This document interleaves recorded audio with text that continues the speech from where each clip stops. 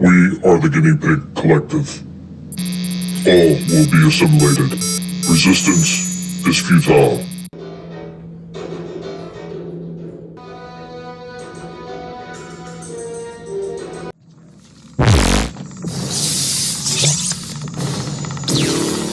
Hey everybody, what's going on? And welcome back as we are hanging with our good buddy Dark Helmet. Oh, Dark Helmet and Mr. Sci-Fi Pig.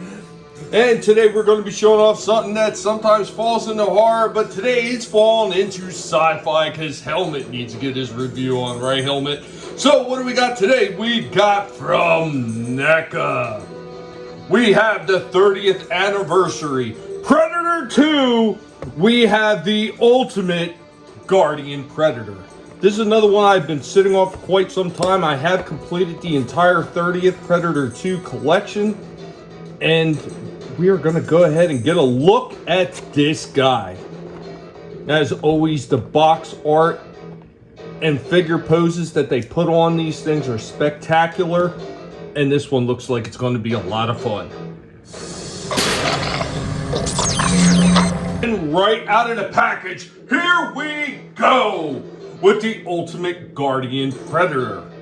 The Ultimate Guardian Predator is the only member of the Lost Tribe to have served as a temple guard.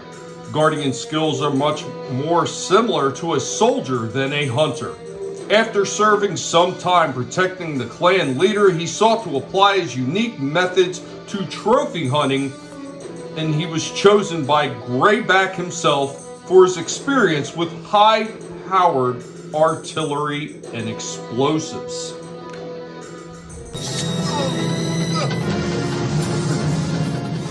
Here we go with our Predator with some more of his weapon on. He's got his big giant arm cannon with the blast effects. And he's got like these exhaust port effects that sit on there too. That is pretty cool. Of course, his blades do extend out. You could port his flying disc weapon on the back in its closed position. And of course, his spear in the closed position on the back as well.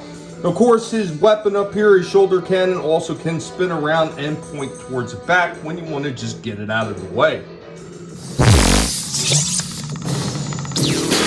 We go with our Guardian Predator. He's got his throwing disc in his hand. He's got his fully extended spear, showing a little bit more of the articulation off. I love all the detailing in this one. The detailing in this one is incredible. This looks absolutely spectacular. This is the secondary head. He's got a few different hands so he can hold some of the different weapons. And of course, he's got some of these little hang-on goods that are on there as well. Really amazing looking figure. I love everything about it, but he has a few more things that come with him. Here we go with him in a full kneeling position with the shoulder cannon blast effect going. Now he does have this right here. It's called a arm gauntlet blaster. I just cannot figure out exactly where this thing is supposed to port in. I looked all over this figure and I have no clue where this is supposed to go. Completely at a loss for this one. Maybe if I look into it a little bit more, I could figure out where it's supposed to go. But as of right now, it's an accessory that I cannot figure out what to do with it. And they don't even show a picture of it on the box, so you can kind of get an idea. Hey, okay, it goes there. I can see it on the box. They didn't do that. Ah, geez. Like, you know, I hate when Neca does stuff like that. They include a lot of accessories, and if it's an accessory you are not familiar with because it's a little bit different, they don't even show you on the packaging where it goes. that is just ridiculous to me. I don't understand why they did that. But other than that, the articulation on this one is pretty fantastic. All the articulation that you would expect with all the other Predators. Of course, as you can see, it's got the thigh with the ball. It comes out a fair amount. He's got double jointed knees up here, which that's really nice for all those nice positions, especially getting down in the kneeling position. He does have a little bit of pivot and rock down here at the ankles. No calf turn, but there is a forearm turn right here. He's got double jointed elbows, got a fair amount of movement in the shoulders. It's just this pauldron up there gets in the way, but he does have a really nice bicep cut right there. Got a fair amount of articulation in the head. The dreads do get in the way a little bit, but it doesn't hinder it enough that you can't get it in some poses. It looks like he's supposed to have a chest diaphragm cut right here, but it is very tight moving it, but it does move. He has a full waist turn as well. Really, really nice figure. I think this one was done very well. I would just wish they would have showed me where this gauntlet blaster is supposed to go. That's the only miss for me right there. Oh yeah, and just in case you're wondering, yes, it does open up on the gauntlet so he can actually set the countdown and blow himself up if need be. Everything about this one is pretty damn spot on. I like all the coloring effects and how much different he is colored and actually just done with all the extra equipment than most of the other Predators. There's always a few throw-ins with every last one of these, including the spear, throwing discs, and of course the blast effect for the shoulder cannon. But everything else that this guy came with, minus this gauntlet blaster that I can't figure out what to do with, but his big giant explosive arm weapon that he has, a huge cannon, that is a really nice add-in.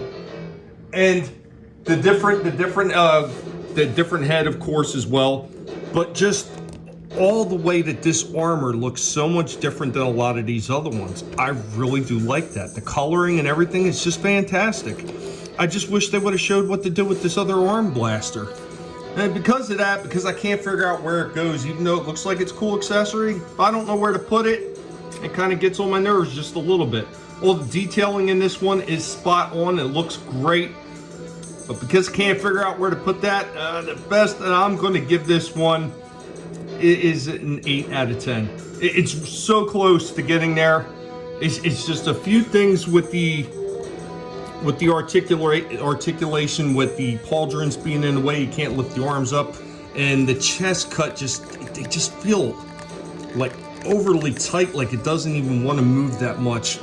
Those are the only two things, besides not showing me where to put the arm gauntlet cannon at, that actually marked this one down. Otherwise, this would have been a 10 out of 10, because all the joints, even though they're a little bit tight, they all move. They don't feel like they're going to break. Everything about this is great, all except those few things. It's just a little bit in the way of articulation and not showing where the accessories go.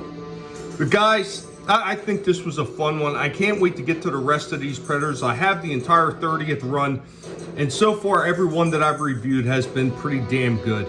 I haven't had a bad one in a lot yet, and let's hope it keeps going, right, Helmet? Oh, hell yeah. So guys, let Helmet know what you thought about this one. We will catch you next time. Later, y'all.